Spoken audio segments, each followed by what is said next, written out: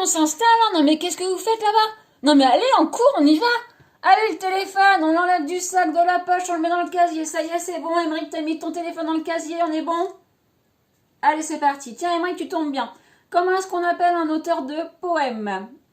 Un poète, évidemment, hein, tu vas me dire que c'est un petit peu facile. Je vais corser un petit peu le truc. Émeric, comment est-ce qu'on appelle un auteur de pièces de théâtre?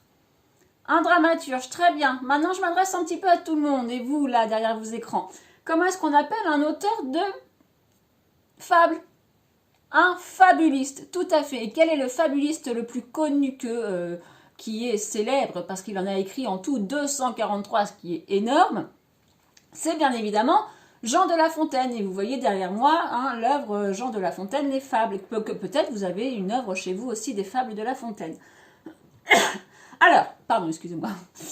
Alors, il a écrit 3 recueils de fables. Pourquoi hein, je vous rappelle que La Fontaine est un auteur du XVIIe siècle. Et en fait, il a écrit ces fables hein, pour instruire et divertir le fils de Louis XIV, hein, qu'on appelle le dauphin.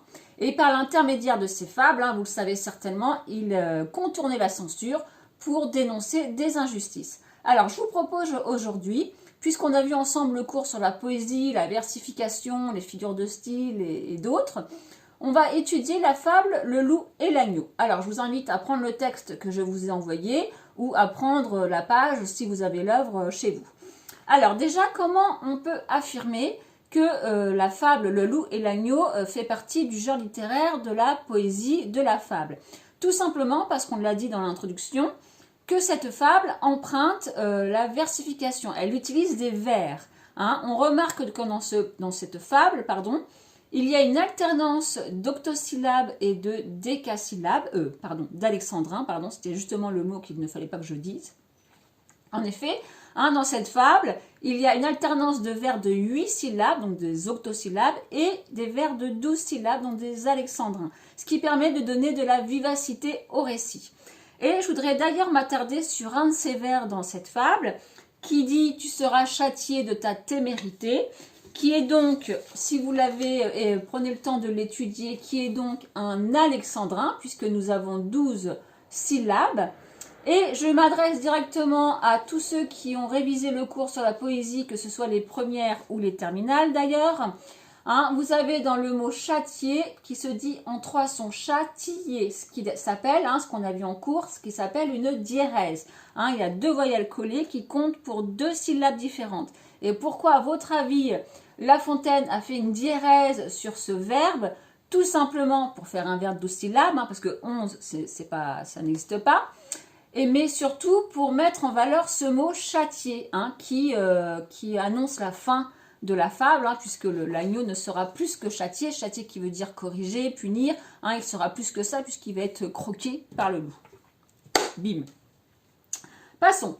Donc à part les vers, les octosyllabes et les alexandrins dans cette fable, on trouve évidemment aussi des schémas de rimes. Donc si vous prenez le temps aussi de regarder les derniers mots de chaque vers, vous allez trouver des schémas. Donc je vous en ai trouvé quelques-uns pour vous aider et donner la correction en même temps.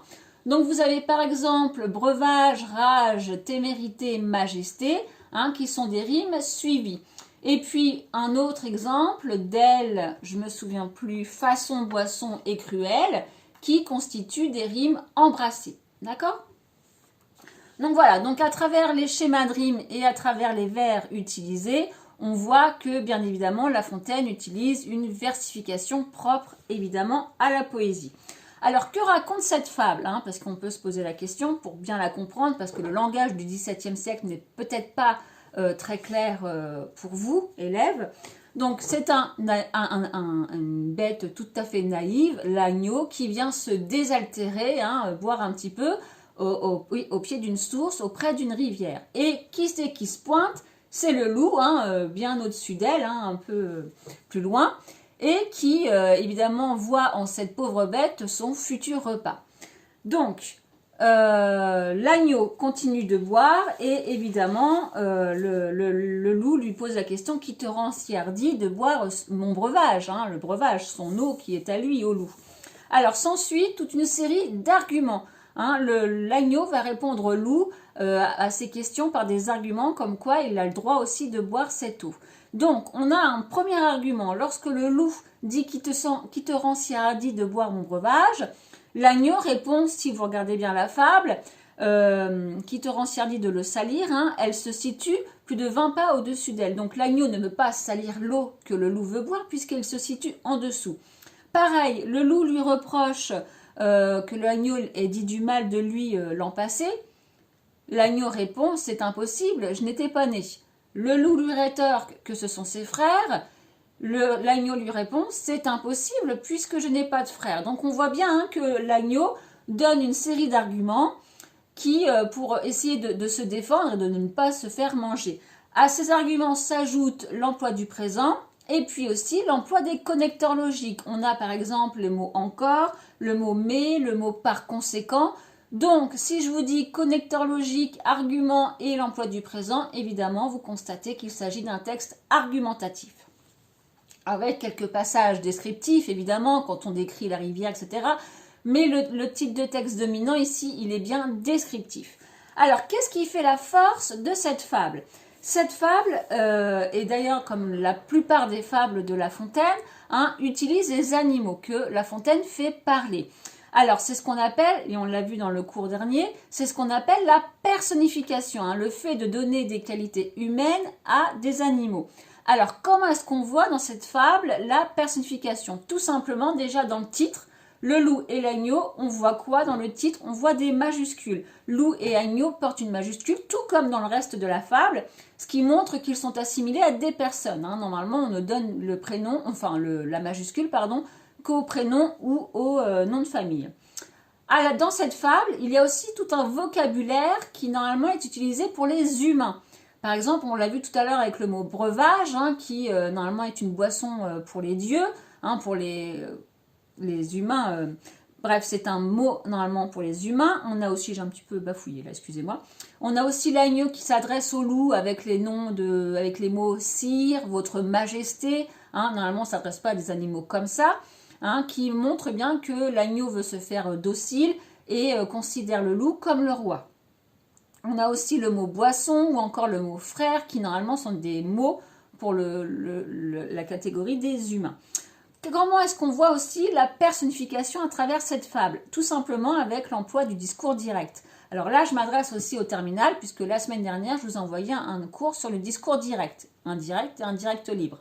Donc tout ça s'imbrique, hein, s'emboîte à travers les cours. Donc l'emploi du discours direct, hein, on voit les animaux qui, on découvre leurs paroles instantanément et on voit également qu'ils sont introduits par des verbes de parole, des verbes introducteurs tels que dire ou répondre. Et le discours direct est très très présent dans cette fable. Alors, finalement, que veut dire cette fable? Hein, toute fable, dans toutes les fables, évidemment, j'ai encore bégayé, excusez-moi, c'est la fatigue du confinement. On trouve une morale et une histoire. Il s'avère que dans cette fable, la morale se situe tout au début puisqu'il s'agit du premier vers. Le premier vers et tout le reste, c'est donc l'histoire. Donc le premier vers de cette fable est donc la raison du plus fort est toujours la meilleure. En fait, hein, La Fontaine veut dénoncer les injustices qu'il peut constater au XVIIe siècle puisqu'il dénonce la force du pouvoir, il dénonce l'injustice faite aux pauvres, aux innocents, à ceux qui ne peuvent pas se défendre. Et on constate également l'emploi du présent de vérité générale à travers le verbe être, qui permet de généraliser, de donner une portée universelle à cette dénonciation. Voilà, j'espère que j'ai été assez claire à travers cette fable de La Fontaine. J'ai sûrement oublié des petites choses comme à chaque fois, mais le complément se trouve dans les cours que je vous envoie. Voilà, j'espère vous revoir très très bientôt. J'ai une grosse pensée pour tous les jeunes qui me manquent, hein, les premières, les terminales. Portez-vous bien et à très vite les jeunes.